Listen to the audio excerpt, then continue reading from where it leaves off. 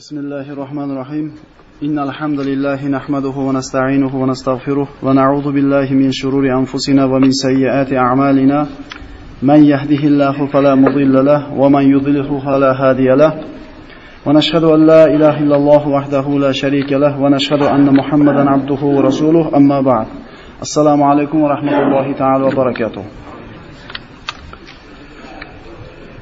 Ushbu Sayyidul Ayyom va Hajjul Masakin bo'lgan juma kunida Alloh subhanahu va taolo mana shu o'zini uyiga qadam bosib kelgan har bitta birodarlarimizni ko'p hasanatlar yozgan bo'lsin. Umar ibn Xattob roziyallohu anhu aytadi: "Masjidlar Allohning yerdagi uylaridir. Unda namoz o'qiganlar Allohning mehmonlaridir va Alloh taolo o'zini uylariga kelgan mehmonlarni hurmat qilishlik Alloh taoloning haqqidir, deb marhamat qilgan." Ya'ni biz modomiki Alloh taoloni rozi qilishlik niyatida kelgan ekanmiz, Allohning mehmoni qatorida bo'lamiz va bizni Alloh rozi qilishlik Alloh taoloning haqqi bo'ladi. Alloh taolo o'zi rozi qilgan bandalardan qilgan bo'lsin.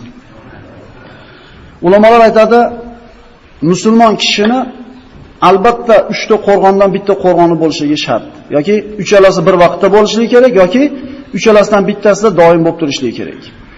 Bitta qo'rg'oni masjid. Modomiki musulmon masjidda bo'lar ekan, dunyo fisq fujur fasodlardan omonda bo'ladi. Doim masjidda imkoniyat bo'lmayapti turishlikda, ikkinchi qo'rg'oni Allohning zikri. Ya'ni tilida, dilida Allohni zikr qilib turishligi kerak.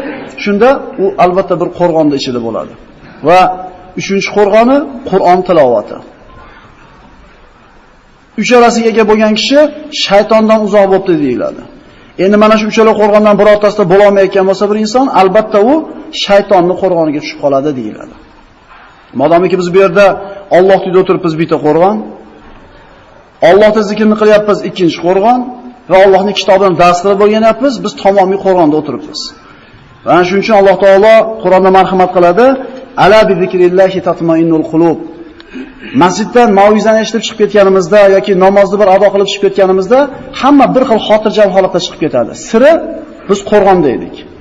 Shaytonning vasvasasidan uzoqda edik. Dunyoning mushkulalaridan qalbimiz uzoq bo'ldi. Allohning zikrini qilganimizda qalbimiz orom oldida, ana shu qalbimiz ozuqa, iymonimiz ozuqa olgan holatda masjid tarqagan bo'ldik. O'tgan safargi suhbatimizda siz bilan mana Ayyub alayhisolamning qissasini o'qib o'rgangan bo'ldik. Ayyub alayhisolamning qissasi bizga bir qancha xulosalarni berdi. Ana shularni qisqacha takrorlab qo'ysak, inshaalloh to'g'ri bo'ladi. Oladigan xulosamiz birinchisi, Alloh taolo bir bandasini yaxshi ko'rsa, dedi payg'ambar sollallohu alayhi vasallam, balolaydi. Moliga, joniga imtihonni beradi va shu bilan gunohlarini tozalab, yana sabrli ham qilib qo'yadi. Insonning boshiga yaxshi kun keladi, yomon kun keladi, musibat kelgan paytda Alloh taolo u bandaga sabrni ham bergan bo'lsa, Alloh yaxshi ko'rganligining bir alomati. Oladigan xulosalarimiz yana bittasi shu bo'ldiki, Alloh taolo mana shu musibat yetgan paytda sabr qilsa va taqvo qilsa, albatta mushkulini oson qilishligini mana Ayyub alayhisolamning qissasida ko'rib chiqqan bo'ldik. Mana Yusuf alayhisalom ana shu akalari kelib o'zlarini 22 yil burun qilgan xatolarni tan olib, Alloh bizni ustimdan sizni aziz qildi deganda, fa innaman yattaqi wasbir fa innalloha la yudhi'u ajral muhsinin deb javob berdi. Kim taqvo qilsa va sabr qilsa, Alloh bunaqa bandasini ajrini zoya qilmaydi deyildi. Boshimizda yaxshi kunmi, yomon kunmi, taqvo qilsak, taqvo qilish besabr bo'lmaydi. Taqvo qilsak, lekin sabr qilmaydigan bo'lsa, shu taqvo qilishlikka bizning ajrimiz to'liq bo'lmay qoladi. Ayyub alayhisalomga Alloh taolo ne'matni to'liq to'kis berganda ham taqvoda bo'lgan edi. Hamma ne'matni olib qo'yganda taqvoda bo'ldi. Hatto dard berganda ham tamomiy taqvoda bo'ldiki, 80 yil ne'matda, rohatda yashab turib, yana 80 yil mashaqqatda yashamasdan Allohdan shifo so'ragani uyalaman dedi. Ya'ni xulosamiz taqvo qilar ekan, faman yattaqillaha yaj'al lahu makhrajan va yarzuqhu min haythu la yahtasib. Alloh taolo Qur'onda shunday marhamat qiladiki, kim taqvo qilsa va sabr qilsa, Alloh taolo u kishiga mahrojni beradi. Mahroj nima? Ana shu qiyinchilikdan chiqib ketishlik yo'lini beradi. Shuylarmi? Davomida nima bor? Davomida kutmagan joydan rizqini beradi. Demak, halol bo'lay, yolg'on gapirmay, tijoratim pokiza qilay deb turib, ko'p ham yurishmayotgan bo'lsa, bu taqvo qilganligimiz uchun shunday bo'lyapti deb o'ylamaydi. Alloh taolo sinayapti. Demak, taqvo qilmasa ham shuna bo'lardi ekan. Endi taqvo qilgan paytda, ish yurishmayotgan paytda, taqvo qilsangiz, ko'p ham bo'lib ketmayotgan paytingizda sabr qiling. Alloh sizni sinayapti. Taqvoda sabr qiling, Alloh mushkulingizni oson qiladi va kutmagan joyingizda nima qiladi? Ayyub alayhisalom qayoqdan boy bo'lib qolishligini tasavvurga keltira olganmidi? Alloh taolo so'rashiga shifo berishini mana 18 yil o'tgandan keyin ko'rdik. Xohlagan lahzasida duo qilsa ijobat qilardi ekan Alloh taolo, lekin taqvo qildi, kutdi, rozi bo'laverdi, iloji bo'lmay qolgandan keyin duo ham qanaqa bo'ldi? Menga kasal yetdi, menga moni ber, oni ber demadi. Parvardigor menga musibat yetdi, sen holimni ko'rib turibsan dedi. Ya'ni senga holimni aytishligimni hojati yo'q. Alloh taolo qanday qilib boyitib qo'ydi? Insonni aqli bovar qilmaydigan holat bilan boyitib qo'ydi. Ustiga ana shu chigitkalardan bir bulut kelib yog'di. Ustiga yopishdi. Chigitkalar oltindan edi. Demak, vayajallahu mahrajan, qiyinchilikka kirib qolgan banda taqvoda tursin, chiqib ketadigan joyni ko'rsatib qo'yadi, deyapti Alloh taolo. Suvni berdi, urkuz birijlik. Oyog'ingiz yerga uring, suv chiqdi. Yuvining iching dedi. Shu bilan shifo berdi. Mushkuladan chiqardimi? Bir necha lahzalarda qaytarib qo'ymadimi yoshligini? Va orqasidan nima qildi? Kutmagan joydan rizqini ham berdimi? Yuvinayotgan, u pul so'ramagan edi Allohdan. Musibat yetdi menga deb holingni aytib qo'ydi, Alloh salomatlikni ham berdi, pulni ham berdi.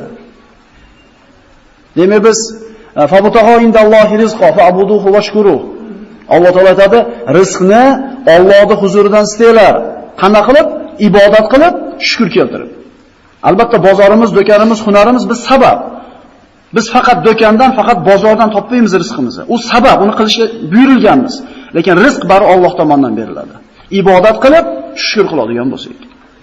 Bu mana shu o'tgan darsimizni bir qisqacha xulosalari edi. Bugun sizlar bilan ana shu Alloh taolo yaxshi ko'rgan bandasini balolaydi degan hadisda davomi bo'lgan bir qissani gaplashamiz. Ya'ni bu qissa shu ma'noga dalolat qiladi. Alloh taolo yaxshi ko'rgan bandalaridan xato sodir bo'lganda, shu xatolarning jazosini o'rnida berganki, qaytib bu xatoni nima qilmaylar? Takrorlamaylar. Bugungi qissamiz bu Yunus alayhisalom qissasi. Qur'ondagi eng ajib nodir suralardan bittasi, qissalardan.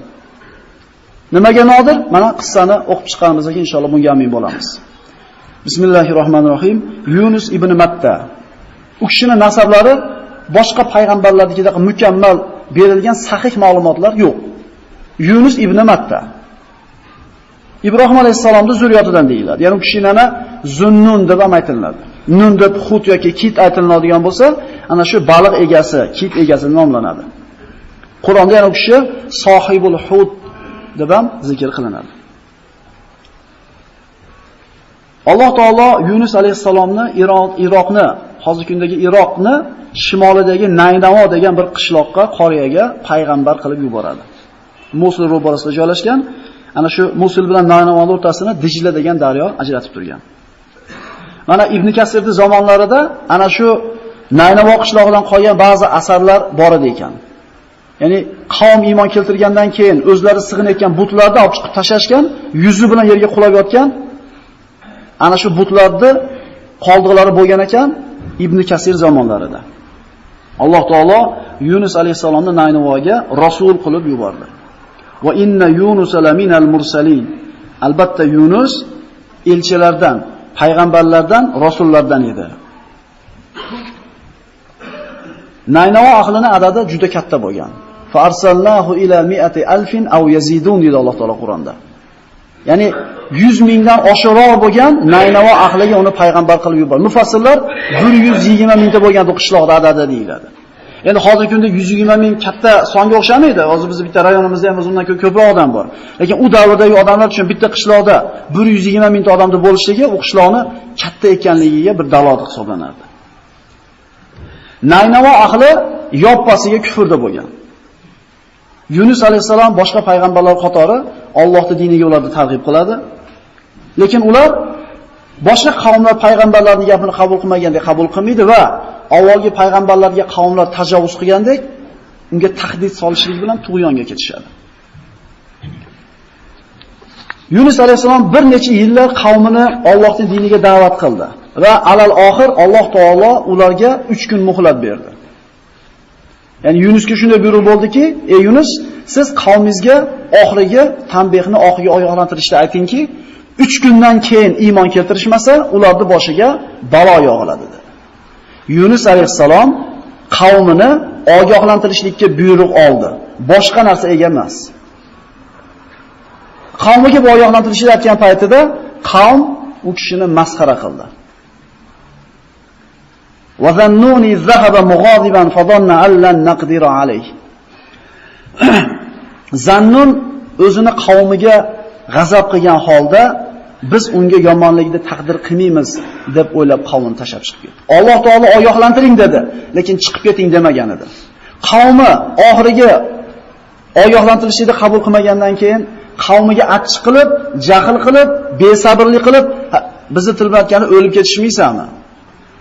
O'lib ketishmaysanmi? Dedi-da qavmini tashab chiqib ketdi. Fazonna allan naqdira alayh. Biz uni ustida qodir bo'lmaymiz deb gumon qildi degan ma'no ko'rinadi tarjimani zohirida. Ko'pchilik mana shu oyatni tushunishlikda xato qiladiki, Yunus payg'ambar Allohga achchiq qilib chiqib ketdi. Allohga g'azab qilib chiqib ketdi. Zunnunning qavmidan g'azablangan holda o'z qishlog'idan chiqib ketib, bizni uning hukmiga, ziyoniga hukm qilmaydi deb o'ylaganini eslang. Bu yerda qudra degan so'z lan naqdira degani qodir bo'lmaydi degan ma'noda emas, balki qadar ma'nosida. Yomonlikni qadar qilmaydi menga degan ma'no bor. Demak, lan naqdira kalimasi qudrat ma'nosi emas, balki qazoy qadar masalasiga ishora qiladi. Ya'ni men Allohning payg'ambariman-ku, ular kofir, tashab chiqib ketsam Alloh menga yomonlik qilmaydi degan ma'noda chiqib ketgan edi. Ba'zida bo'ladi-yu, u namoz o'qimaydi. Bo'laveradi u musulmon emas, u kofir. Shunaqa bir hayol o'tayotgan bo'lsa, ehtiyot bo'ling, chunki Yunus payg'ambar, men payg'ambarman-ku, Alloh menga yomonlik qilamidi degan hayolda chiqib ketgan edi. Muayyat ibn Abu Sufyon Abdulloh ibn Abbos oldiga kelib aytdiki, Qur'on oyatlarini ba'zilarini o'qib, ma'nolarini, tafsirini tushuna olmay hayronlikda g'arq bo'ldim. Mana shu mushkullardan meni qutqarishlik uchun siz oldingizga keldim. Bu oyatni o'qib tushuna olmay lol qoldim. Menga tushuntirib bering bu oyatni dedi. Abdulloh ibn Abbos habrul umma edi. Ummati eng katta olimi edi. Qaysi oyat tushunmadingiz dedi. Muaviya aytadiki, Allohning rasuli bo'lgan Yunus, Allohning payg'ambari bo'lib turib, Alloh menga yomonlikni yetkiza olmaydi deb o'ylaydimi? Tushuna olmayapman shuni deydi. Ibn Abbos aytadi, bu siz noto'g'ri tushunibsiz deydi. Bu yerda lan naqdiro degan so'z qudrat emas, qadar ma'nosida. Menga Alloh yomonlikni ravo ko'rmaydi, men payg'ambarman deb qo'ydi. Yunus payg'ambar alayhisalom qavmi kofir edi. Ogohlantirish yetkizdi, qavm olmadi, jazoga loyiq edi. Lekin Yunus alayhisalomga chiqib ketishlikka izn berilmagan edi. Bu qissadan Muhammad alayhisalomga nima xulosa bor edi? Nima dars bor edi? Allohning buyruqlarini, ya'ni xususan Makkiy suralarda, Makkada tushgan qissalardan, Makkada musulmonlar aziyatda, mashaqqatda, qiynoqda turgan paytda o'zboshimchalik qilib bir ish qilib qo'ymang degan ishora bor edi. Ya'ni sizdan burungi payg'ambarlarning holidan ibrat oling. O'zini qavmini ruxsatsiz tashab chiqib ketgan paytda o'zboshimchalik qilib qo'yganda nima ish boshiga tushib qoldi? Ibrat olinglar deyilyapti. Bu Rasulullohga xususan dars bo'lsa, bizga ham dars bo'ladi bu narsa. O'zboshimchalik qilib bo'lmaydi. Ya'ni oyat o'qib turib shart xulosa chiqara olmaylik. Ana shu oyatni sharhini o'qimasdan turib, bir hadisni o'qib turib tarjimani tushunmagan bo'lib turib shart hukm chiqarmaylik. Hadisni sharhlagan ustozlar bor. Biz o'qib o'rgangan ekan hadislarning sharhini o'rganaylik. Hadisni zohirini olib turib shuni aytadigan bo'lsak, xato qilib qo'yishimiz mumkin. Misol, Sibabul muslim fusuqun va qitaluhu kufrun degan hadis bor. Zohirini olaylik. Ma'nosi musulmon bilan so'kishligi fosiqlik, bir-biri bilan urushligi kofirlik dedi. Nima deb tushunamiz buni? Agar zohirini olsangiz, demak musulmon so'ysa fosiq bo'lib qoladi, urushsa nima bo'ladi? Kofir bo'lib qoladimi? Zohiri kofir bo'ladi deyapti. Ikkomiz mushlashib ketsa kofir bo'lib qolamizmi ikkomiz? Lekin kofir bo'lib qoladi deyapti-yu.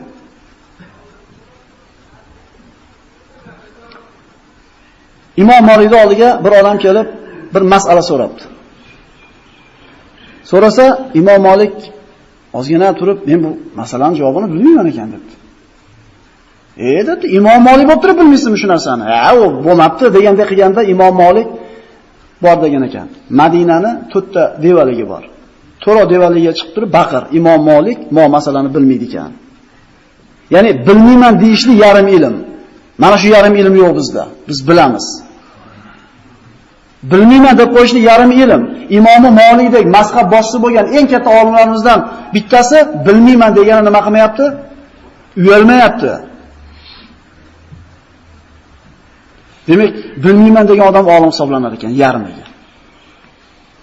Bilmayman deyishni o'rganaylik. Men bilmayman ekan, men so'rab kelaman domladan deylik.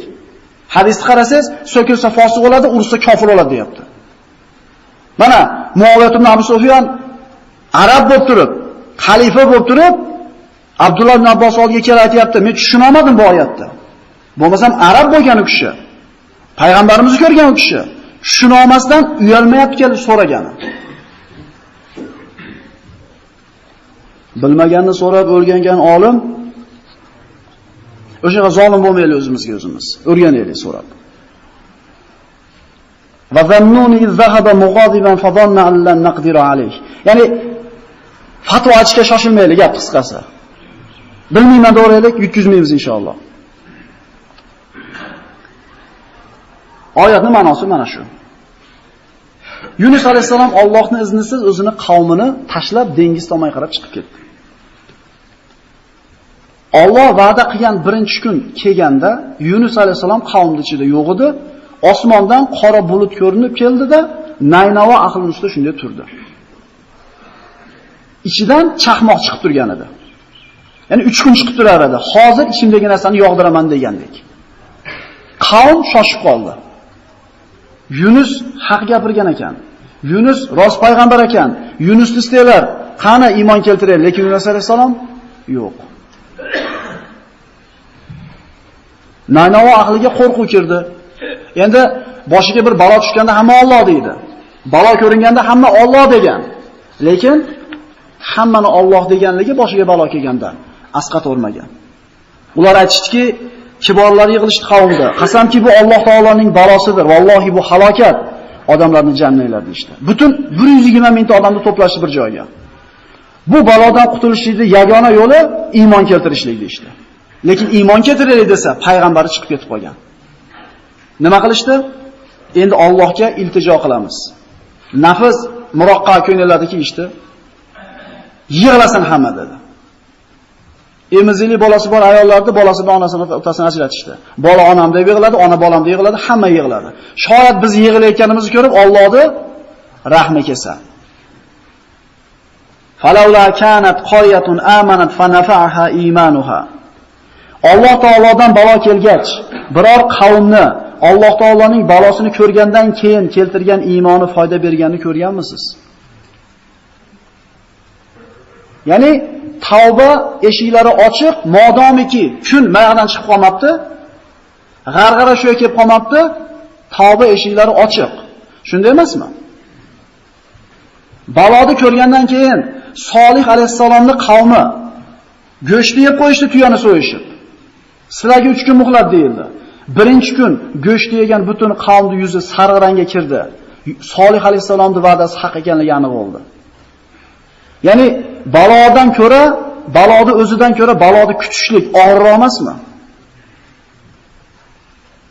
Qavmga berilgan va'da haqligi aniq bo'ldi. Yuzlari sariq bo'ldi hammasini. Butun qavm yuzi sarg'ayib ketdi. Ikkinchi kuni yuzi qizardi qavmlarda. Ana shularni holini bir tasavvur qilib ko'raylik issiq jonimizga. Allohga hamdlar bo'lsin o'shalarni qatorda qilib qo'ymaganligiga. Uchinchi kun yuzlari qoraydi hammasini. O'zlariga qabr kavlashdi. O'lib olishni xohlayapti, lekin o'lim berilmaydi. Baloni ko'rmagunicha ular. Iymon keltirishdi, qabul qilindimi? Qabul qilinmadi. 120 mingta xalq yoppasiga iymon keltirdi. illa qawma Yunus lamma amanu kashafna anhum azabal khizyi fil hayati dunya va matta'nahum ilahin. Faqat Yunusning qavmi azobni ko'rgandan keyin iymon keltirdi, ular ustidan baloni ko'tardik.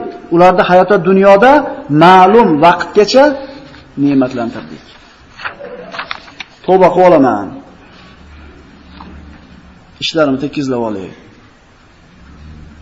yoki bir rez borib kelay. yoki mana shu ishimni amalga oshirib olay, keyin tavba qilib olaman.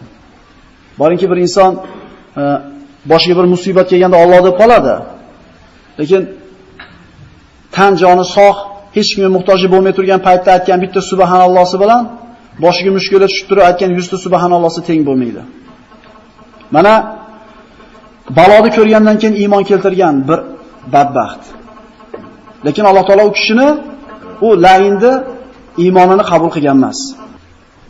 Alloh taolo mana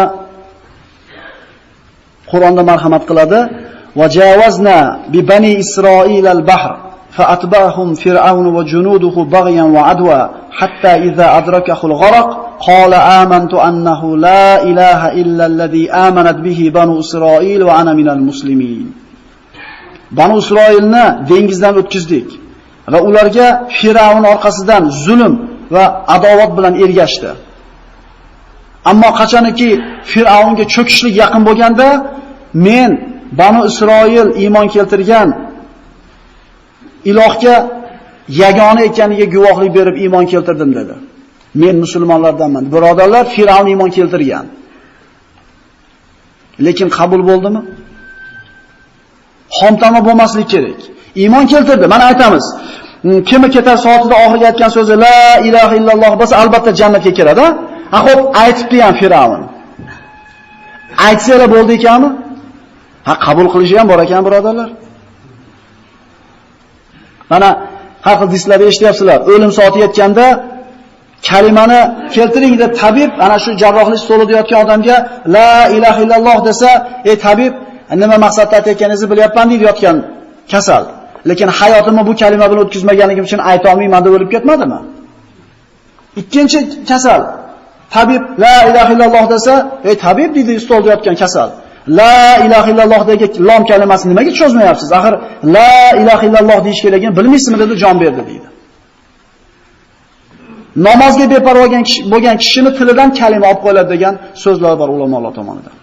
Namozga beparvo bo'lgan kishidan. Namoz o'qimayotgan emas. Fawailul lil musallin allazina hum an solatihim sahun. Namozlarga beparvo bo'lgan kishilarga vayl bo'lsin demayaptimi Alloh? Benamozlar haqida gap ketmayapti. Namoz o'qiydi, lekin namoziga beparvo bo'lsa vayl demayaptimi?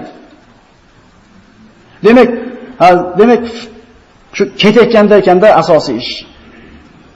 Chunki sizlardan bir kishi bir umr jannat ishini qilib yuradi, ketar soatida bitta gunoh ish qilar ekanda, shu bilan do'zaxga tushib ketar ekan, hadisda eshitdim. Deysiz. Ya'ni bitta odam bir umr do'zax ishini qilib yurar ekanda, ketar soatida bitta yaxshi ish qilar ekanda, jannatga kirib ketadi deganini eshitdim. Demak, asosiy ish qachon ekan? Birodarlar, xo'p, aytarimiz ana shu kalimani. Alloh xolasa qabul qilar ekanmi? Inshaalloh Musa alayhisolamning qissasiga yetsak, onda gaplashamiz boxirja. Jibril alayhisalom aytadi: "Ey Muhammad" deydi sollallohu alayhi vasallam, "Fir'avnni cho'kayotgandagi meni holimni ko'rsatdi" deydi. Fir'avn ana shu kalimani aytayotganda, unga bo'lgan g'azabim, unga bo'lgan nafratim qattiqligidan og'ziga suv urib turdim. Aytib yormasin kalimani oxirigacha va Alloh qabul qilib qo'ymasin. Yomon ko'rganligimdan og'zimga suv tiqib turdi. Aytdi. Qabul qildimi? Shuncha aytayapti. Allohning balosini ko'rgandan keyin iymon keltirib omon qolgan biror qavmni bilasizlarmi deb so'rayapti Alloh. Faqat Yunus alayhisolamning qavmi iymon keltirdi. Va faqat Yunus alayhisolamning qavmini iymonni Alloh qabul qildi. Nima sabab? Payg'ambari yo'q. Alloh alam sababini. Lekin biz oladigan xulosa, payg'ambarning o'zidan xato o'tib qoldi bu yerda.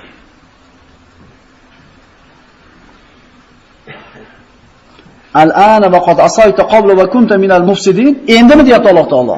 Avval fasod tarqatuvchilardan edi-yu. Mo'jiza qilib qo'ymadimi? Falyawma nunajjika bi badanika litakuna liman khalfaka aya va inna katiran minan nasi an ayatina laghafilun.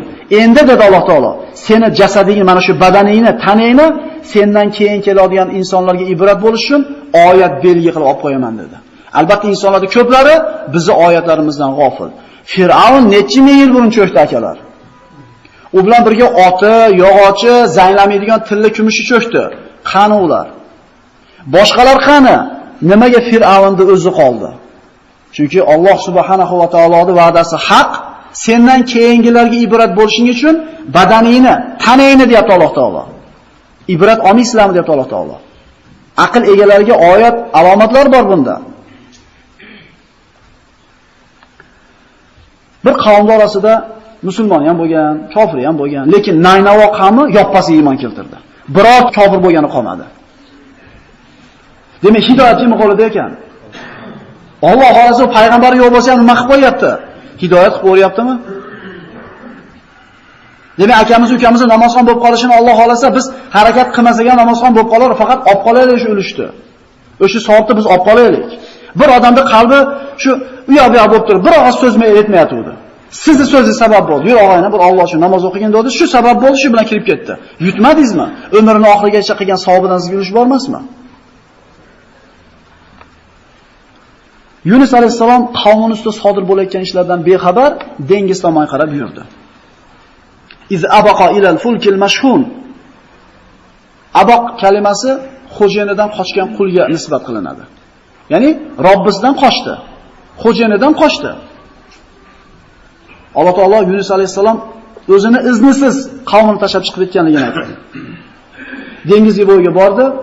Kema odamlar bilan, yuklar bilan to'lgan kemani mindi. Kema dengizga chiqdi. Endi dengiz chayqalishni boshlaganda kema og'irligidan cho'kishga yaqin bo'ldi.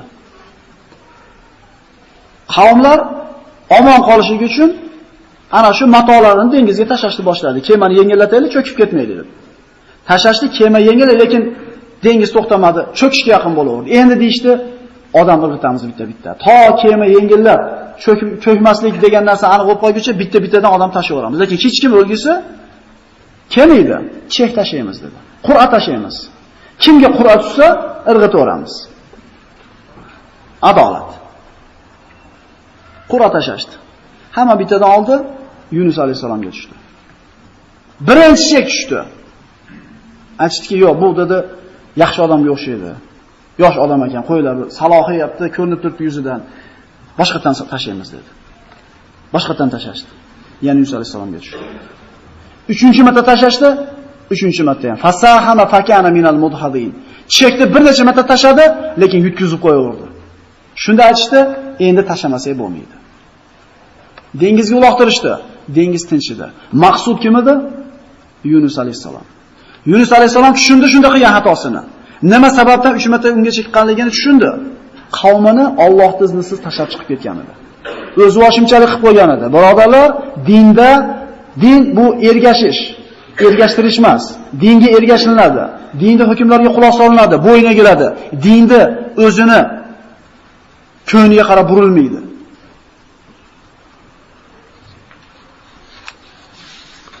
Fasahama fakana minal mudhazin. Takror tashashdi, lekin har safar unga tushaverdi. Faltaqamahul hut.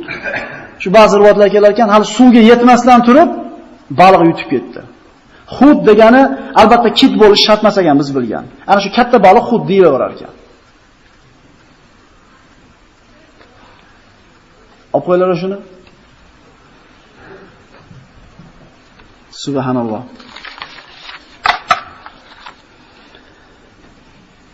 Faltaqamahul hutu va huwa mulim. O'zini ma'lumotlashni boshladi. 3 marta tashlanganda ham Yunus alayhisalomga tushaverganligidan xato o'zidan o'tganligini tushundi. Albatta suvga tashlanish kerakligini tushundi. Alloh taoloning iznisiz tashlab chiqib ketganligidan bu yoqqa qaraylik, ayolni bo'lmaylik. O'zini ma'lumot qilishni boshladi. Kishi qilgan gunohiga o'zini ma'lumot qilishligi nasuh tavbani birinchi belgisi. Ya'ni qanday qilib qo'ydi? Ma'lumot degan inson o'zini ayblashi, o'zini o'zi yomon ko'rishi, o'zini nima deymiz? Tergashi. Nimaga shu narsani qilib qo'ydi? Qamoqqa tushib qoldi. Bu ajib qamoq edi. Baliqni qorni. Ba'zi rivoyatlarda 3 kun, ba'zi rivoyatlarda 7 kun, ba'zi rivoyatlarda 40 kun baliqni qornida qolib ketdi deyiladi. Ya'ni nima deb chiqib ketgan edi? Fazanna allan naqdiru alayh. Biz unga yomonlikda taqdir qilmaymiz deb o'ylaganini eslang demadimi? Siz payg'ambar emassiz. Payg'ambarni 100dan biricha bo'la olmaymiz. Lekin payg'ambarlardan shunaqa xato ish bo'lganda Alloh taolo o'rnida toptirib qo'ygan ekan. Alloh xohlagan bandasiga yomonlik taqdir qiladi. Chunki Alloh taolo fa'alul lima yurid, xohlaganini qiladigan zot. Dengizda tubiga baliq borib tushdi. Fanada fiz zulumati an la ilaha illa ant subhanaka inni kuntu minaz zolimin. Dengizda tagiga borib tushganda baliq, mana zulmatlar aro senga duo qildim Robbim deydi. Nechta zulmat? Arab tilida lar degani kamida 3 tani bildiradi. Baliqning qornida qorong'iligi bitta, dengizda qorong'iligi 2 ta va tun osmonda qorong'iligi 3 ta. Tamomiy qorong'ulik, hech narsa ko'rinmaydi. Zulmatlar aro senga Parvardigoro, sendan boshqa iloh yo'q, sen har qanday aybdan poksan, men o'zimga o'zim zulm qilib qo'ydim deb senga nido qildim deydi. Ko'pchiligimiz yodlaganmiz, panodoti deb yodlaganmiz. Fanadatu fiz zulumati an la ilaha illa anta subhanaka inni kuntu minaz zolimin. Falawla annahu kana minal musabbihin la labisa fi batnihi ila yawmi yub'asun. Rivoyatlarda Yunus alayhisalomni baliq yutib dengiz tagiga tushganda Alloh taolo Yunus alayhisalomga dengiz ostidagi mahluqotlarini tasbih aytganligini eshittirib qo'ydi. Go'yoki Alloh taolo o'zi nima qilyapti? Yordam qilyapti. Qana qilib chiqib ketishlikni yo'lini o'zi o'rgatyapti. Ya'ni ey Yunus, tasbih aytsangiz chiqib ketasiz bu yerda. Agar u tasbih aytuvchilardan bo'lmaganida qiyomat kunigacha ana shu baloda qornida qolib ketar edi. Fanada fiz zulumati an la ilaha illa anta subhanaka inni kuntu minaz zolimin. Bu katta musibat bo'ldi. Nima sabab bo'ldi bu? Bor yo'g'i qavmini Allohning ruxsatsiz nima qiluvdi? Alloh taolo mo'ishni qilmang deganda qilib qo'yuvdi emas. Alloh taolo indamagan edi, oyog'ini tili, faqat ruxsat bermagan edi. Ruxsatsiz bir ish qilib qo'yganiga shuncha jazo.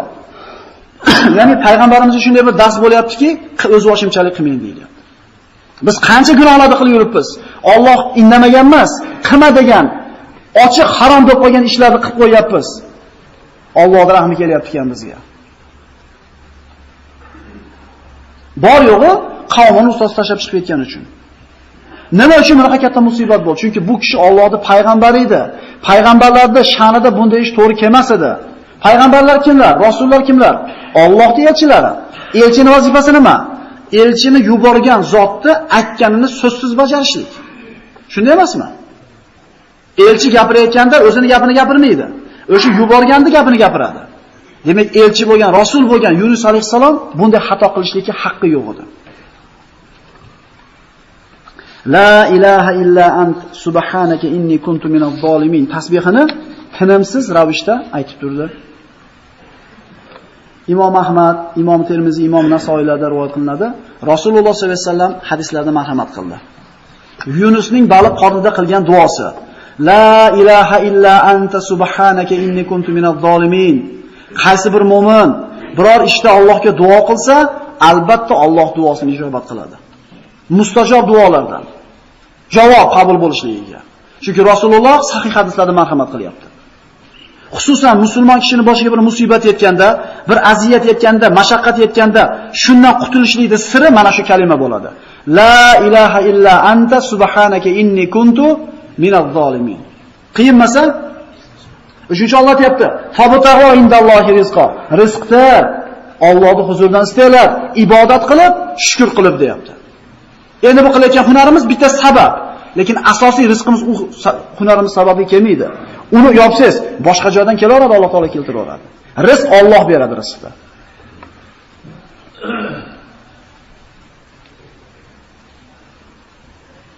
Sahobalardan biri aytdiki: "Ya Rasululloh, Yunusning balodi qonidagi duosi, la ilaha illa anta subhanaka inni kuntu minaz zolimin duosi faqat Yunusning balodi qonidan chiqardi, faqat Yunus uchunmidi bu duo yoki bizga ham ishlaydimi, bizga ham foydasi bormi mushkullarimizdan qutulishda deganda Yunusga xos dedi.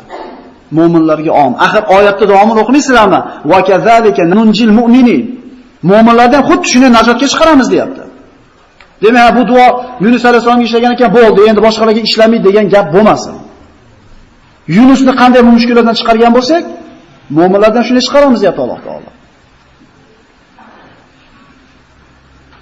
Shuning uchun kishi duo qilar ekan, hech qachon noumid bo'lmasin. Men shuncha yil duo qildim, bermadi Alloh demasin.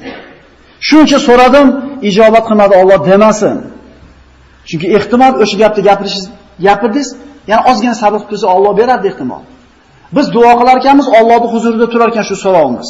To banda so'radim, Alloh bermadi demaguncha turar ekan o'shada. Shunaqa deb qo'ygandan keyin u duosini Alloh taolo yo'q qilib qo'yar ekan, ijobat qilmas ekan. Ulamolar aytishadi, mo'min kishi Allohga duo qilar ekan, albatta 4 tadan bittasini oladi. Million so'radi, tasavvur qilaylik endi, faraz qilaylik. Xolasa million berar ekan Alloh. Xolasa 2 million qilib berar ekan. Xolasa millionlik ziyondan to'sib qo'yar ekan, xohlasa oxiratga sanog'i yo'q qilib olib qo'yar ekan. Mana shu 4 ta holatda qaysi birini yutkizyapmiz biz? To'rovdan yutyapmiz u. Yo beryapti, yo ko'paytirib beryapti, yo o'sha so'raganchalik ziyondan to'siyapti Alloh, yo oxiratga olib qo'yapti. Qaysini yutkizyapmiz? Duo nima? Duo so'rash bu. So'rash nima? So'ralayotgan zotni oldida o'zingizni pastligingizni tan olishlik.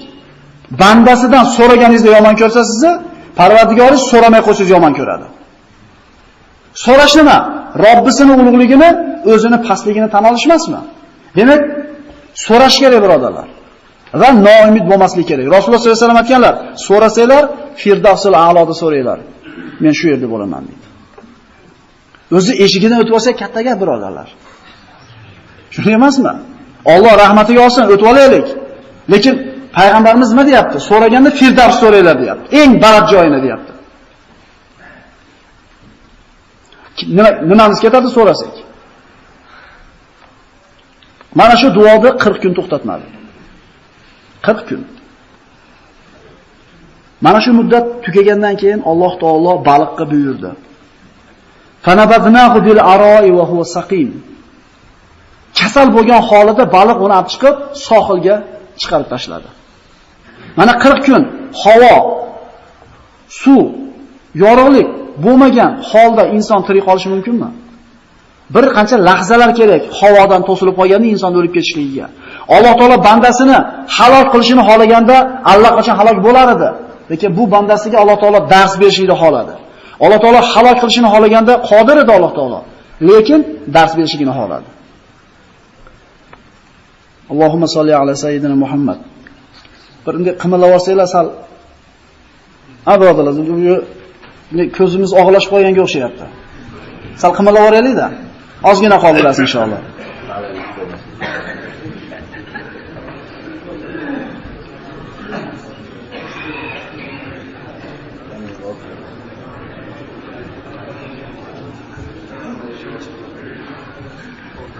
Mana oyatda aro kalimasi keldi.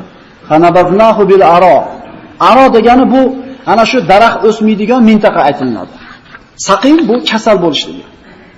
Mufassirlar aytadi, Yunus alayhisalom baliqning qonidan chiqqan paytda terisi shilinib ketgan edi. Ya'ni go'shtlari ochilib qolgan edi. Shabada ham ozor berar edi, quyosh ham ozor beradi, hasharotlar ham kelib qo'nsa ozor berar edi. Musibatmi? Mushkulami? Yusuf alayhisalom qissasidan oldik. Kim taqvo qilsa va sabr qilsa, Alloh bunaqa bandasini zoya qilmaydi. Kim taqvo qilsa, Alloh taolo mushkulini oson qiladi va kutmagan joydan shiyor qilib olaylik birodarlar buni. Shiyor qilib olaylik. Ertaman turib eslataylik shu narsani. Taqvo qilsam rizqim beradi deylik. Yotibdi. Mushkulami? Mushkula. Qimirlamaydi, osmonga qarab yotib chalqamchasiga. Go'sh shinib ketgan. Quyosh ozor beryapti, shabada ozor beryapti, hasharot ozor beryapti. Alloh mushkulini qanaqa qilib oson qildi?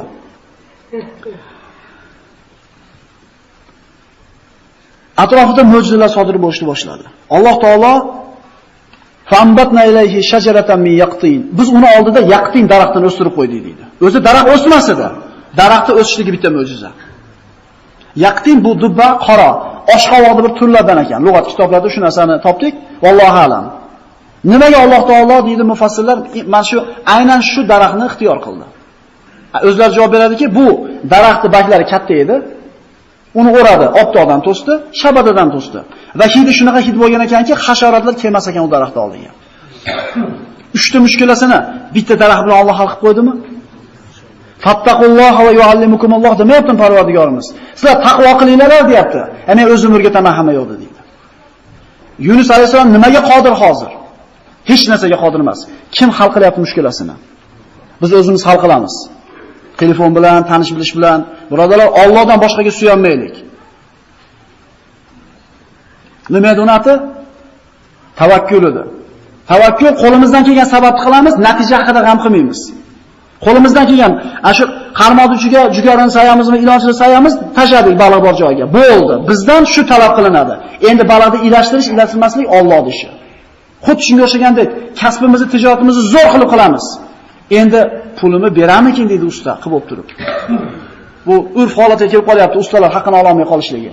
Subhanalloh, Rasululloh sollallohu alayhi vasallam marhamat qilganlar, uyingda bir odam ishlasang, peshonasidagi teri qurimasdan turib haqqini ber deydi. Ustani norozi qilib, uydan baraka topayotgan odamlarni ham ko'ryapsiz hayotda. Bu boshqa masala bu. Demak, ana shu mushkulasini Alloh taolo bitta daraxt bilan hal qilib qo'ydi. Nimani yeb turdi? Alloh taolo arviya deyiladi mana lug'atda. Kiyikni uyg'oqsini yubordi. Kelib yelini tutib turgan. To oyoqqa turguncha shu kiyikni yelini sutini emib shifo topdi. Kim hal qildi buni? Bitta bo'ri kelib yeb ketsa, hech narsa qilmay turaverardi. Bitta it kelib g'ajib ketsa, hech narsa qila olmasdi. Kim hal qilyapti buni? Birodarlar, o'smaydigan joydan o'stirib qo'yapti. Olloh beraman desa, toshga bu desa biz ham Alloh beraveradi, agar xolasa. Agar shunga loyiq bo'lsak biz. Suvli joyga chachib ham ola olmayapmiz kerak narsani. Chunki teva bilan aloqamiz zo'r emas. Farsalnahu ila mi'ati alfin aw yazidun. U kishi shifo topib, Alloh aytgan muddatda turdi, qavmiga qaytib bordi. Fa'amanu famatta'nahum. Kelganda hamma iymon keltirgan edi. Birorta kofir qolmagan edi. Yunus alayhisolamga ish qolmadi endi. Ular faqat shu din bilan tavjih qilib ketishi qoldi. Bittadan da'vat qilishga hojat qolmadi. Alloh taolo shunday hidoyat qilib qo'ydiki, ey bandalar, hidoyat payg'ambarda ham qo'lida emas. Hidoyat domlalarda qo'lida emas. Hidoyat Allohning qo'lida. Hidoyatga loyiq bandasiga Alloh beraveradi, agar ichida payg'ambar bo'lmasa ham. Endi akasi namozxon, otasi namozxon, uyda dindor bo'lib turib, ro'mol olmayotgan, Yamanga chiqib ketayotgan singillarimiz bo'lsa, o'zlari iymonda Allohdan so'rasin va birinchi qadam tashlasin, Alloh bersin. Agar har xil narsalar tashlamayotgan bo'lsak, biz Allohga to'ngamaylik, Alloh insof bergan kun tasharman demaylik. Biz birinchi qadamni boshlab Alloh tomonga intilaylik, Alloh taolo bizga tavfiq beradi. Banda bir qadam tashlasa Alloh tomonga deydi hadis qudusiyda. Alloh 2 qadam tashlaydi. Banda yursam yugurib boraman, yaxshi ko'rib qolaman bandamni deydi. Shuning uchun o'zimizdan ko'raylik uni. Ming xil savollar bor. Halolmi, harommi, mubohmi? Bilasan-ku, halol emasligini.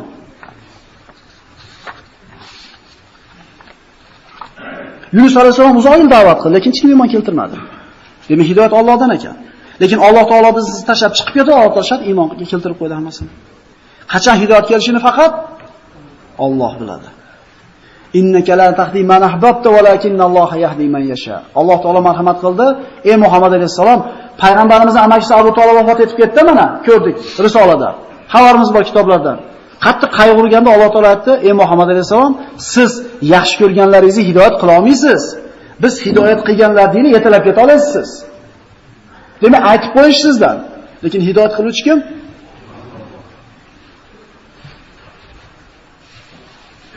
Rasululloh sollallohu alayhi vasallam Imom Muslimdan rivoyat qilinadi, hech kim dedi Rasululloh, men Yunus ibn Mattadan yaxshiman demasin. Nimaga unaqa demasin? Yunus payg'ambar o'zini qavmidan noumid bo'lib chiqib ketgan ekan, men noumid bo'lmayapman, men Yunusdan yaxshiman demasin deydi. Nimaga? Fajtabahu robbuhu faja'alahu minas solihin. Alloh uni tanlab oldi va solih bandalardan qildi deyapti oxirida. Fasbir li hukmi robbik va la takun ka sohibil hut. Alloh taolo Rasulullohga aytadi, Parvardigoringiz hukmiga sabr qiling va hut egasidek bo'lmang. Xulosalaymiz darsimizni. Alloh taolo yaxshi ko'rgan bandasidan xato sodir bo'lsa, shu xatosini mukofotini dunyoda toptirib qo'yar ekan. Endi xato ustiga xato qilyapmiz-ku, bizga u mukofot kelmayotgan bo'lsa, Allohdan qo'rqaylik. Yaxshi ko'rgan bandalardan xato o'tganda Alloh taolo taqdirlab qo'ygan ekan. Abasa va tavalla an ja'ahul a'ma. Rasululloh sollallohu alayhi vasallamning oldiga ko'r sahobiy Abdulloh ibn Maktum kelganda teskari qarab oldi. Ya'ni yomon ko'rib pas, "Men pul dollarni sal iymonga keltirib olsam, iymon kelsa yaxshi bo'larmikin" deb qarab xato qiluvdi. Alloh taolo Qur'onda oyat nozil qilib qo'ymadimi? Qiyomatgacha payg'ambarimiz bitta qilgan xatosi o'qiladi. Yahudilar keldi. "Ey Muhammad, sen rost payg'ambar bo'lsang, bizga 3 ta narsani aytib ber. Ruh, Zulqarnayn, Ashobul Kahf haqida aytib ber" dedi. Rasululloh inshaalloh demasdan ertaga kelinglar, ertaga aytib beraman dedimi? Bitta kalimada adashdi. Nima demadi? Bir vazir rivoyatlarda 15 kun, ba'zi rivoyatlarda 6 oy to'xtab qoldi vahiy deyiladi. Yaxshi ko'rgan bandasi xatosi bo'lganda shart berar ekan mukofotni. Mana o'tgan suhbatimizda bir misolni keltirdik. Rasululloh sollallohu alayhi vasallam zamonlarida mana Imom Termiziy rivoyat qilgan ekan, bir musulmon kishi sahobalardan johiliyatda bir ayolni tanir ekan, musulmon bo'lgandan keyin hali bilan uchrashib qolib, ozgina gaplashib qoldi. Gaplashib qoldi-da, ajrab ketib, hali ayol ketayotganda haligi sahobiy orqasiga qaramana qilib yurib qoldi-da, borib boshini devorga uribdi. Rasulullohga aytgan ekanki, Rasululloh sollallohu alayhi vasallam "Iza aradallohu bi abdin khayran ajjala uqubata zambihi fid dunya." Agar Alloh bir bandani yaxshi ko'rsa, qilgan gunohining jazosini dunyoda berib qo'yadi, oxiratga qoldirmaydi. Yunus alayhisolamga dunyoda mukofotini oldi. Siz bilan biz ham xulosa olaylik bu darslarim aytilgan mavzulardan. "Va ma asabakum min musibatin fa mimma kasabat aydikum va yafu an kaseer." Sizlarda boshingizga qanaqa musibat tushgan bo'lsa, o'zingizlar qilgan ish sababli sodir bo'ladi, deyapti Alloh. Yana ko'pini kechirib turamiz, deyapti.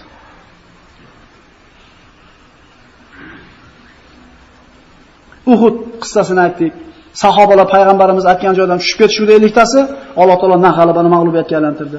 Yusuf alayhisalomda aytdik, qamoqqa qamalib qo'ygandan keyin Soqiy bola chiqib ketayotganda Soqiyga aytdi. Podshohning oldida bir aytib qo'y meni, tuhmat bilan qamoqqa yuborganligini deb turib, yigitga suyanib qo'ydi. Alloh taolo 7 yil qoldirib yubormadimi qamoqda? Kimga aytish kerak ekan dardimizni?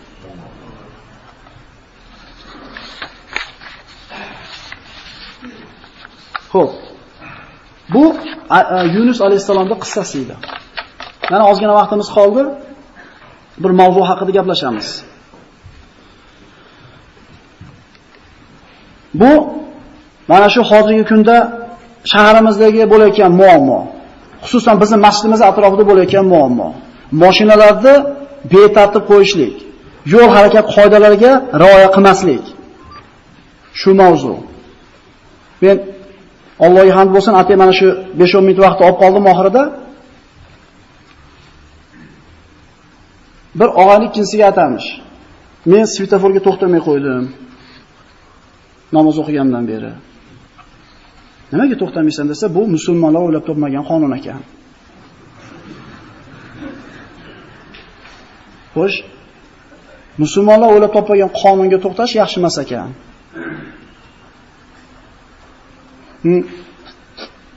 Ixlos bor gapida, gap yo'q, lekin fahm yo'q. Ayiq o'zini xo'jayinini yaxshi ko'rar ekan. O'rmonda yurganda xo'jayin uxlasa o'tirib qorovullik qilar ekan. Kelgan bo'ri so'rlarni haydab. Ixlosi balat ekan, lekin ayiq ekan u. Xo'jayinining betiga pasha qo'nibdi.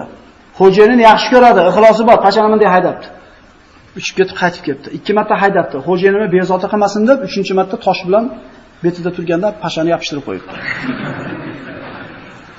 Ixlos bor, lekin fahm yo'q. Birodarlar, musulmonlar yozmagan bo'lsa harakat qoidani, mashinani ham musulmon o'ylab topgani yo'q. Buni ham bilmaslik kerak. Rasululloh qilmagan. Rasululloh samolyotga ham chiqmagan. Mikrofonga ham gapirmagan Rasululloh. Nima deb tushunamiz buni? Fahm kerak. Mashina xususida.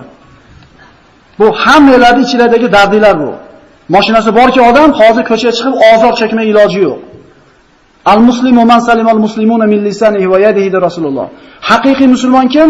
Qo'lidan ham, tilidan ham boshqa musulmonlar ozor ko'rmasa, shu odam musulmon dedi. Mashina o'zi nima? Mashina Allohning bergan ne'matimi? Ne'matga nima qilish kerak? Shukr keltirish kerakmi? Shukri qana ado bo'ladi mashinani? Ko'zda shukri, ko'zda harom narsadan tiysa shukr ado bo'ladi. Tilda shukri, Allohning zikrini qilib g'iybatdan tiysa ado bo'ladi. Har bitta berilgan ne'matni o'zini Alloh yo'lida ishlatasiz, shukr ado bo'ladi. Va ista'zana robbukum la in shakartum la azidannakum. Agar meni bergan shu ne'matlarimni shukrni keltirsanglar, ko'paytirib beraman, deyapti. Tilingizni tiying, tilingiz garkasidan chiqib ketmaydi gapirayotganingizda. Ko'zingizni tiyib yuring haromdan, ko'zingizni nuri kesaveradi. Shundaymi? Qo'lingizni, qoningizni haromdan tiying, Alloh taolo sog'lom qilib beraveradi. Xo'p, mashinani shukr qana bo'ladi, ado bo'ladi. Mashina haqida Qur'onda oyat yo'q-ku. Va payg'ambarimizning hadisi yo'q-ku. To'g'ridan to'g'ri mashina haqida gapirilgan. Ana shu mashina uchun yozilgan qonun bor. Oyatga, hadisga xilof kelmaydi. Musulmonlarga foyda bor. Rasululloh sollallohu alayhi vasallam hadislarda marhamat qiladiki, al-mu'minu qawiyyun khayrun va ahabba ila Allohi minal mu'mini zaif. Ihris ala ma yanfa'uk. Alloh taologa zaif mo'mindan kuchli mo'min afzal. Har bittasida yaxshilik bor. Davomini qarang. Senga foydasi bo'lgan narsada haris bo'l, deyapti. Shu yo'l harakat qoidalariga rioya qilishda bizga foyda bormi, yo'qmi? Bundan bir 15 yil buni shopurlik qilgan akalarimiz juda yaxshi biladi. Shopurni hurmat qilar edi, tormozni chirog'i, pavorot chirog'i yonmay turib yonmas edi, ikkinchi riyat qilib qo'yib qo'yilmas edi. Yaqin 5 yilda bu yoqqa mashinalar narxi arzon bo'lib ketganligiga narximiz pastlab ketdi ozgina. Bir-birimizni hurmat qilmay qo'ydik. Birodarlar, bu islomdan. Svetoforga to'xtash islomdan. Ikkinchi qilib qo'yib qo'yishning mashinariyati. Bu gunohkorlik, birodar haqqini yeyish bu.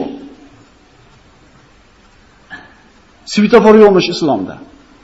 Rasa borda qoidaga rioya qilishlikda foyda bormi yo'q bizga? Bora, molimizga ham, jonimizga ham, jamiyatimizga foydasi bormi? Payg'ambarimiz nima deyapti? Senga foydasi bor ishmi? Mahkam ushla shuni deyapti. Demak, o'tib ketayotganimizda payg'ambarimizning hadisiga xilof ish qilyapmiz. Musulmonlar, ko'zinglarni ochinglar. La zarara va la zirar dedi Rasululloh. O'ziga o'zi ziyon qilish ham yo'q, boshqa birovga ziyon qilish ham yo'q. Ikkinchi qilib qo'yib qo'yganingizda ko'cha torida odamlar so'kinib o'tyapti. Musulmonga azob beryapsizmi? Qani siz musulmonligingiz?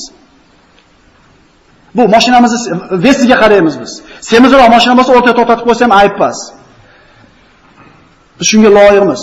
O'zimizga qarg'ish olib bermayapmizmi? 100 ta do'sting bo'lsa oz, bitta senga la'nat o'qiydigan dushman bo'lsa ko'p. Shunday emasmi? Nechta odam la'nat o'qiyapti? Mana shunday mashinani qo'yib qo'ygan paytimizda. Vallazi nafsi biyadihi la yuslim ahad abd hatta yaslamu an-nasu min qalbihi va lisanihi va yadihi. Payg'ambarimiz qasam ichib aytayapti.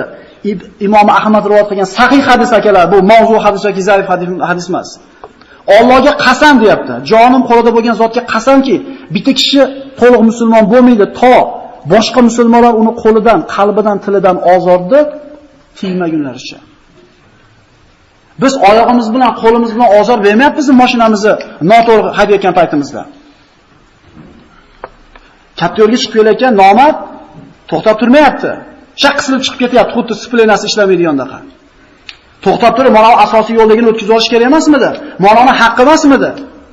Biroda 5 so'm pul tushib qolsa haromi? Olmaymizmi? Tarozdan urmaymizmi?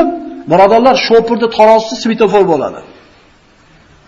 Siz qizilga yurganingizda nariga odamning haqqini yeyapsiz bir va joniga tajovuz qilyapsiz, uni o'ldirishga qasd qilyapsiz. 2. Shunday emasmi? Nima? Islomda svetofor yo'q ekanmi? Nima bizga svetofor degan so'z kerakmi mana hadisdan? Bu fahmning zo'rligidan, ilmning chuqurligidan. Qo'li bilan ozor berishlik. Akalar, burilishligingizdan bir 50 metr burun pavorot yonish kerak ekan, tormoz yonishdan burun. Orqangizdagi odam tayyorgarligini ko'radi. Hozir odam burar ekan, siz shart tormoz deb turib burgan paytingizda qo'lingiz bilan, oyog'ingiz bilan ozor bermayapsizmi? Gunohkor bo'lmayapsizmi? Masjidda masalan eshitdingiz, sipo musulmon bo'ldingiz, marga chiqqanda ko'ryapsiz kimligingizni. Bir-biringizga yo'l bermasdan chiyillatyapsiz mashinani. Yoshlar, eshitib qo'yaylik. O'rnidan chiyillatib jildirayotganda bir oqsoqoldi, yuragi zaif, yuragiga ozor oldi. Bir ayol homilador, unga ziyon bo'ldi. Allohga qasam musulmon bo'lmaysan agar boshqalar seni qo'lingdan, tilingdan ozordan tiyilmagunicha deyapti. Chiylatib tormoz berayotganda, chiylatib to'xtatayotgan paytda ozor berayotganimiz esdan chiqmasin. Qasam ichyapti Rasululloh, iymoning iymon bo'lmaydi agar boshqalardan o'zingni ziyoning tegmasin deyilyapti. Islom degan to'g'ri bu masjidda masala eshitish, darsxonada bir hadis eshitish, Qur'on eshitish emas. Islom bu turmush tarzi. Hojatxonaga qaysi oyoq bilan kirib, qaysi oyoq bilan chiqishlikni o'rgatgan dinimiz, ko'chada mashina minishga yo'l ko'rsatmagan deysizlarmi? Musulmon bo'lmaganlar bizga ibrat o'rayapti bu masalada.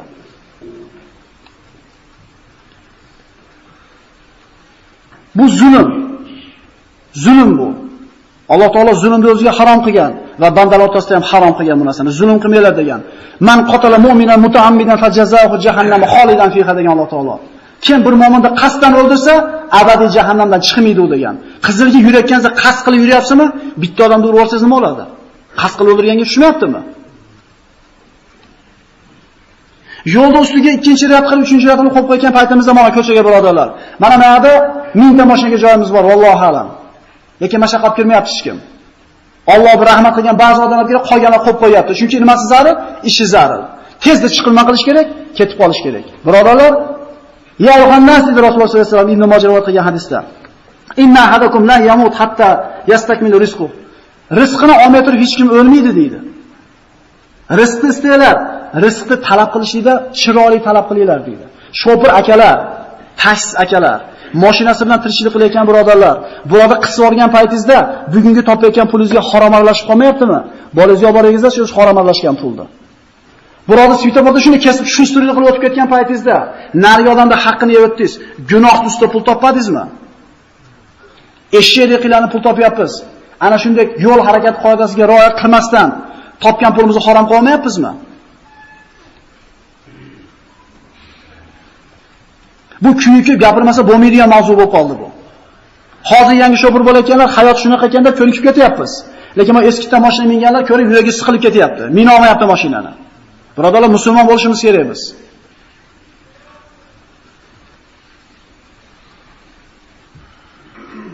Halol luqmon topishlikka buyurilganmiz islomda. Demak, ana shu qizilga o'tib ketayotganimizda yoki ana shu burilish chirog'ini yoqmasdan turib tormozni tepayotgan paytimizda esimizdan chiqmasin. Alloh taolo yomon ko'radigan ish qilyapmiz. Birodarlar, bu talab deysizlarmi, iltimos deysizlarmi? Keyingi juma tirik bo'lsak, mana shu yo'lda bo'yida imkoniyati bo'lsa mashinani qo'ymaylik. Chunki namoz o'qimayotgan yurtgan odamlar namoz o'qiganlarda ahvoli shumi deb turib bizga muhabbat uyg'onmayapti. Ana deydi namozxonlaring deydi. Alloh Xudo deyshadi, yo'lda to'sib qo'yibdi deydi. Yo'lda to'siq qanchalik gunohni o'zlari gapirishadi deydi. Biz ibrat olish o'rniga islomga tosh deyishiga sabab qolmayapmizmi? Qani mana shu gapilgan mavzular kerakligi kerak emasligini keyingi safar mana shu tomonda ko'ramiz natijasini. Birodarlar, 5 minut keyin boringda, bar Alloh bergan rizq deysiz. Yarim soat burun boringda, Alloh bergan deysiz. Bu mavzuda o'zi 1 soatlik dars o'zi. Buni bu payg'ambarlar qissalarni tugatgandan keyin shunga o'xshagan bir mavzular bor edi, tayyorlab gapiriladigan har bittadan dars. Lekin iloji bo'lmay qoldi bu narsani ushlab turishlikda. Shundiga birodarlar, biz musulmonmiz. Musulmonligimiz esdan chiqmasin. Odamlar islomda rivojiga kim puli bilan, kim mehnat bilan sarf qilyapti. Eng kamida biz axloqimiz bilan sabab bo'lay, odamlar bizga ko'ra havas qilsin. Mana namoz o'qimaganda jinni haydardi mashinani. Namoz o'qigandan keyin ancha insofga kelib qoldi. Islom uni o'zgartirganligini ko'rsatsin.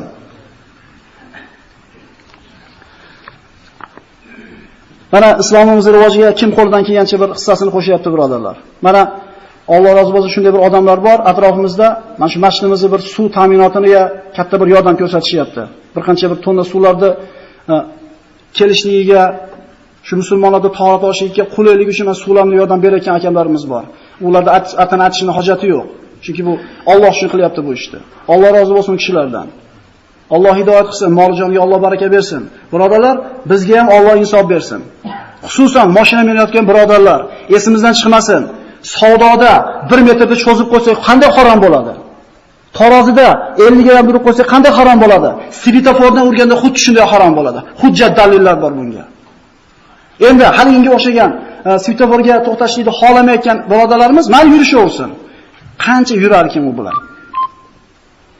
Alloh subhanahu va taolo eshitgan mav'izalarga amal qilishni nasib qilsin.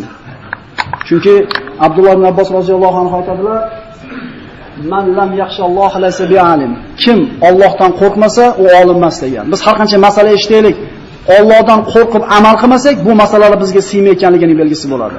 Alloh taolo eshitib, o'rganib amal qiladigan olimlardan qilgan bo'lsin. Assalomu alaykum va rahmatullohi va barakatuh.